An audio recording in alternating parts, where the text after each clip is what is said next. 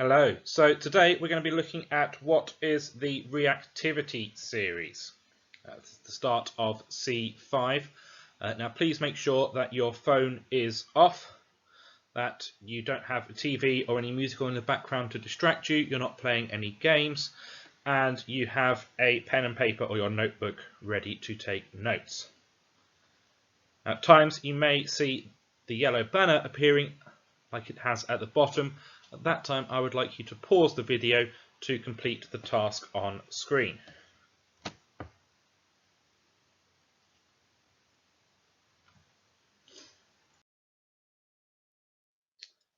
So our first thing, what is the reactivity series? And it is a chart or a list which shows metals in order of decreasing reactivity. So the most reactive metal is at the top and the least reactive is at the bottom. We have an example here. It's just showing a few of them. So we've got potassium at the top going all the way down to gold. We've also included carbon and hydrogen in there for some reference.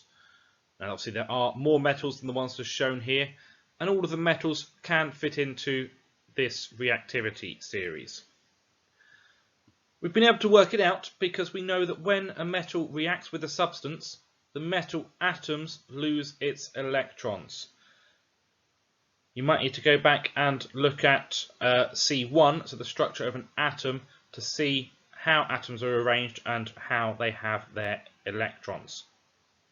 Now, the more reactive a metal is, so the more reactive metals, they will produce more vigorous reactions.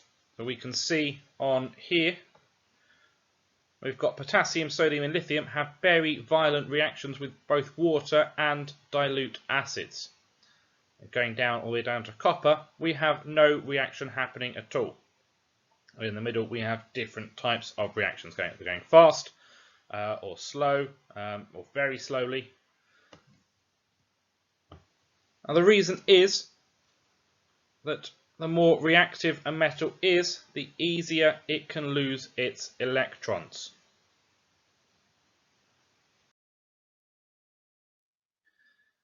Now you might be thinking, well, how can we work out the reactivity series? Well, scientists have worked it out, and we can do it ourselves as well. And we can react metals first with water, then with dilute acid, and finally with oxygen. And we observe the reactions. So the more vigorous a reaction is, the more reactive a metal is. And we can determine how vigorous that reaction is by observing it. If we see lots of bubbles being produced, we can say it's more reactive than something that has no bubbles being produced.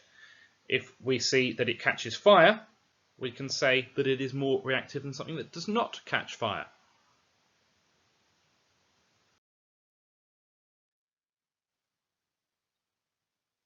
We're going to have a look at how metals react with water. Now the alkali metals, they're the ones from group 1, that first vertical column in the periodic table, react very vigorously with water. Now, other metals do not react in the same way. So this is just for our group 1 metals. We've got lithium here. If we drop some lithium into water, we can see it moves around. It produces a lot of bubbles. It's quite reactive. We'd say that's quite a big reaction. Sodium, however, when we drop sodium into water, we see that very quickly it can catch fire. We get very, very bright flames coming out, more reactive than lithium. Next up, we're going to look at potassium. Now, potassium is even more reactive. We can see there that it's exploding, so a lot more reactive than sodium. And we have a general equation for these reactions. We have an alkali metal plus water makes a metal hydroxide plus hydrogen.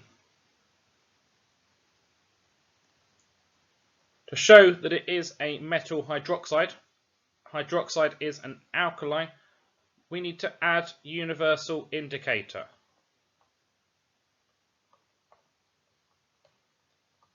Universal indicator shows us the pH of a substance, and if it is alkaline, it will turn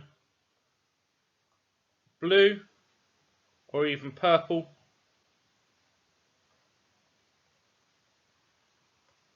depending on how alkaline the solution is. So these have a pH of between 8 and 14. This is alkaline solution. We're going to have a look at writing the equations for it and doing some practice. So our first one, we have lithium plus water will make lithium hydroxide plus hydrogen. This is our generic equation. We have our metal plus water makes our metal oxide plus hydrogen.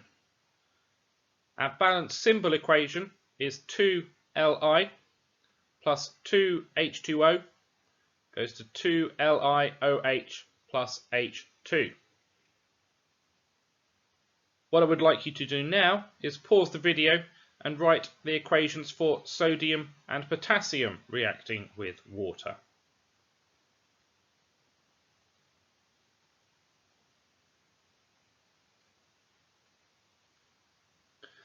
You now should have written your equations. I'm going to show them on the screen for you.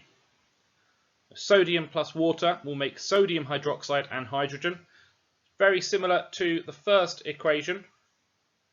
The only thing we've changed is lithium has changed to sodium and lithium hydroxide has changed to sodium hydroxide. Our balanced symbol equation, again, very similar. The only thing we've changed is the symbol for lithium is changed to sodium. So Li has changed to Na. That's on both sides of the equation. We have the same for potassium and water. Potassium plus water makes potassium hydroxide and hydrogen. And we get 2K plus 2H2O that goes to 2KOH plus H2. All you need to do is remember one of these equations and then remember to change the metal and the chemical symbol for the metal each time.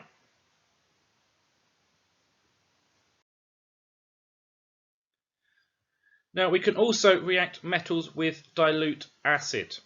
We can do this with the alkali metals, but we get a very vigorous reaction, so it is generally not safe to do so. To do that, we have a generic equation again. We have a metal plus an acid will make a salt plus a hydrogen. Our salt is a metal plus a non-metal.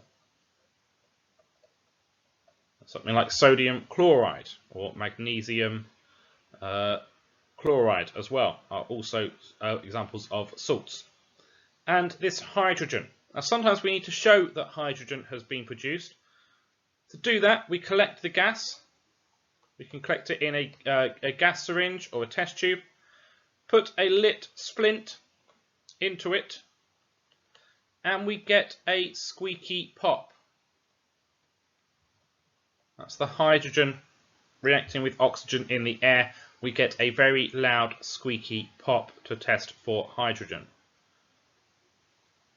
So a generic equation for reacting a metal with an acid.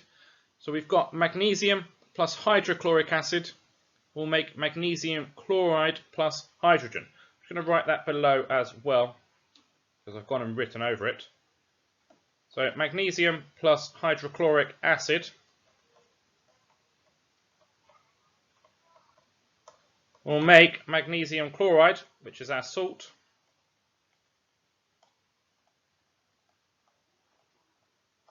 plus hydrogen. And you can see there as well, we've written a balanced symbol equation for it as well. Again, we can do the same. We can change our metal on each side if we have a different metal reacting with an acid. Now, a little tip for you.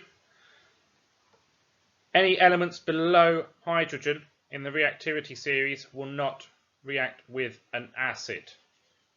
I'll remove these bits a second so you can see. So I'm just going to show us the reactivity series. Make sure you're remembering that tip. That anything below hydrogen will not react with an acid.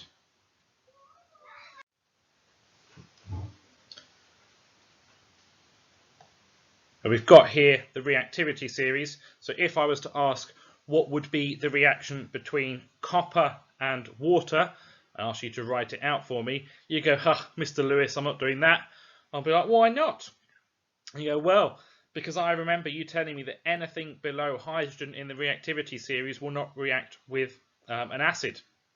So therefore, copper plus an acid will get no reaction. Nothing's going to happen. I'll be like, well done. Golden ticket for you there. We now have some questions for you to complete. So these are the same questions that are in your booklet. Have a go at answering the questions. Pause the video. When you are ready, you can unpause the video and mark your answers.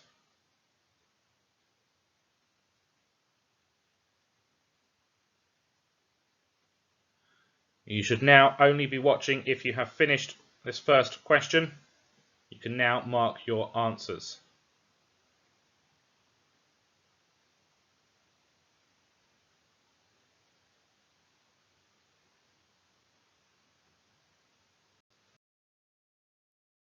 Please pause the video to complete the questions.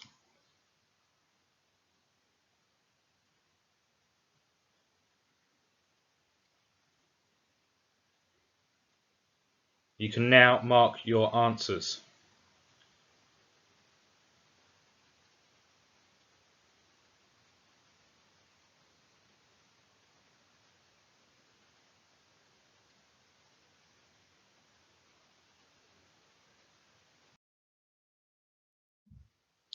Please pause the video to complete the questions.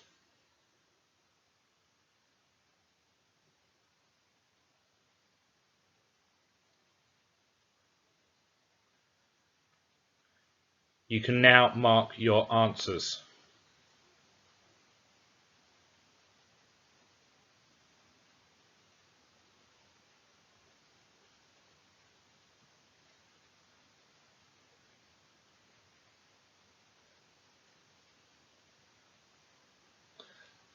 Thank you very much for watching the video. I hope you've done well with the questions. If there's anything you didn't understand, please go back and watch the video again. Don't forget to subscribe to the channel and have a great day. Thank you very much. Bye bye.